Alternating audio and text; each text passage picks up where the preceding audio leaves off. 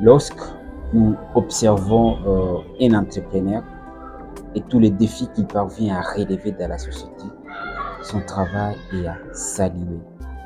La création de richesses, c'est plus que même faire les marathons, c'est faire la pensée fertile. C'est plus que même faire la formation militaire. Les concepts appropriés, c'est faire la rébellion financière. C'est pourquoi diriger une entreprise revient à faire une politique avec des résultats palpables, pas par de simples paroles comme nous le voyons aujourd'hui avec nos dirigeants en République démocratique du Congo.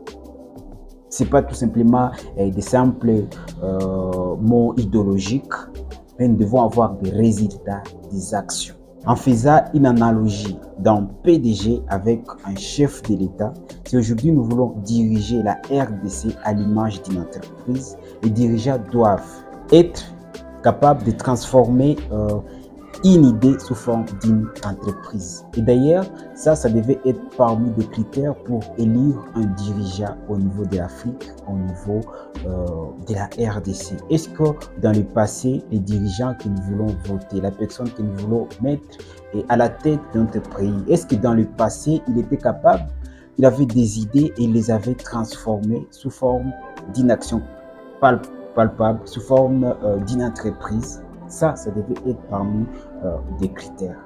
Être capable de répondre à cette question, quel produit j'ai à proposer à l'humanité, à la nation? Pourquoi? Parce que si les dirigeants que nous voulons élire au niveau de la République démocratique du Congo, ou soit au niveau de l'Afrique, il n'est pas capable de répondre à cette question, le produit qu'il a à proposer à l'humanité pour faire survivre sa nation, pour faire survivre le peuple qu'il dirige, ça sera tellement difficile qu'il soit un bon dirigeant. Les dirigeants doivent être capables d'observer un problème dans la société et y apporter une solution. C'est ce que même nous observons aujourd'hui au niveau, par exemple, de l'Afrique, précisément en RDC, où nous avons un problème, la guerre, l'insécurité, les problèmes économiques, mais nos dirigeants ne sont pas capables, parce que c'est déjà un problème que nous observons dans la société, mais les dirigeants ne sont pas capables d'apporter une solution par rapport à ces problèmes. Ils doivent être capables d'observer un problème dans la société et y apporter une solution comme font les entrepreneurs, les créateurs des richesses, les créateurs d'emplois, les créateurs des entreprises.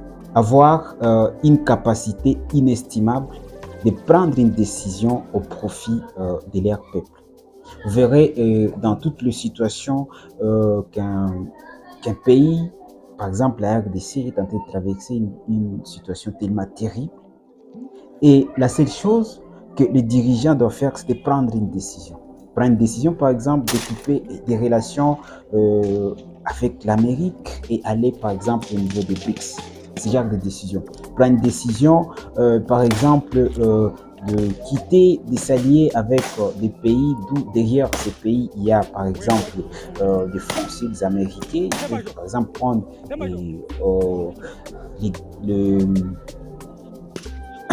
disons, ils peuvent prendre les Burkina Faso, ils peuvent prendre les Niger, ils peuvent prendre les Mali. C'est le genre de décision qu'un dirigeant doit être capable de prendre. Être capable de prendre une décision. C'est très important. Lorsque nous voulons construire les Congo à l'image d'une entreprise, les dirigeants doivent avoir les facultés d'imitation, d'innovation et de créativité.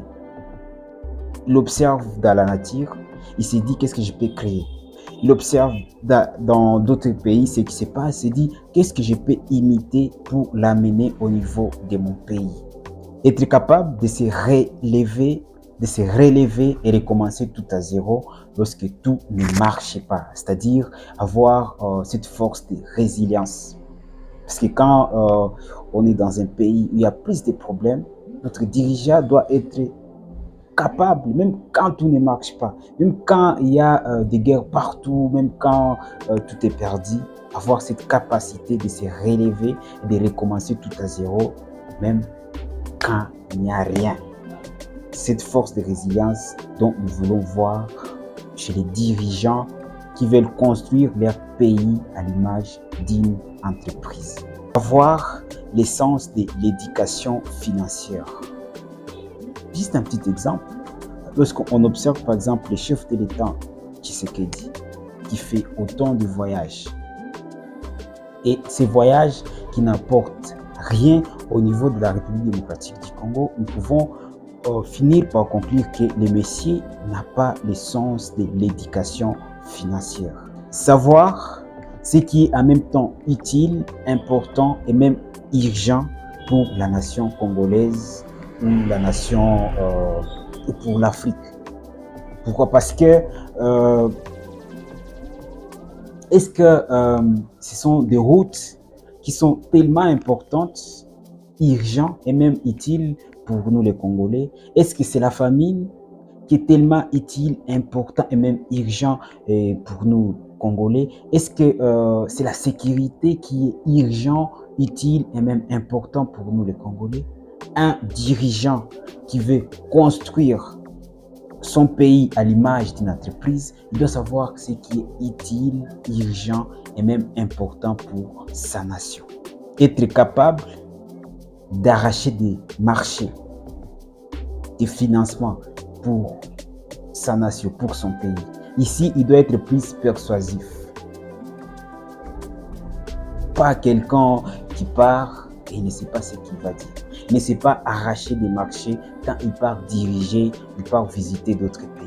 Il doit être plus capable d'arracher des marchés, être persuasif, être capable de devenir parfois ce qu'il n'est pas, pourvu de satisfaire sa nation.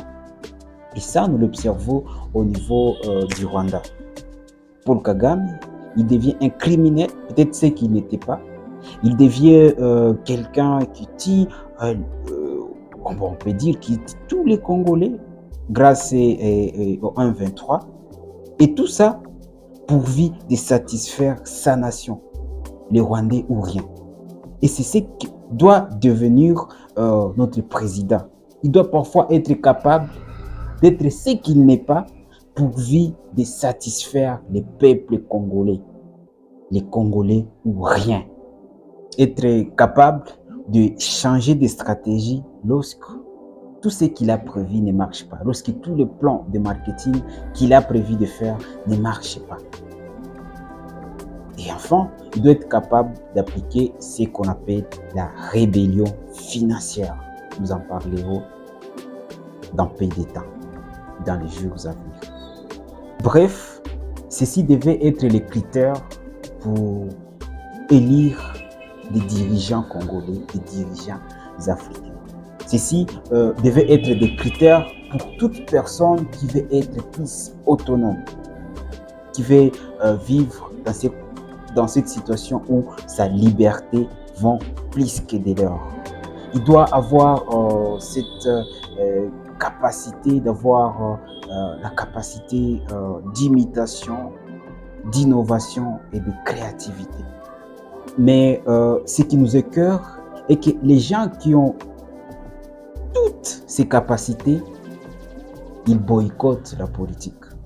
Les chefs des entreprises, les PDG, les CEO, tous ceux qui ont tous ces critères-là que j'ai cités tantôt au départ, ils boycottent la politique. Ils ne veulent pas s'engager pour appliquer ce qu'ils avaient appris pendant toutes les années quand ils créaient leurs richesses, quand ils créaient leurs entreprises.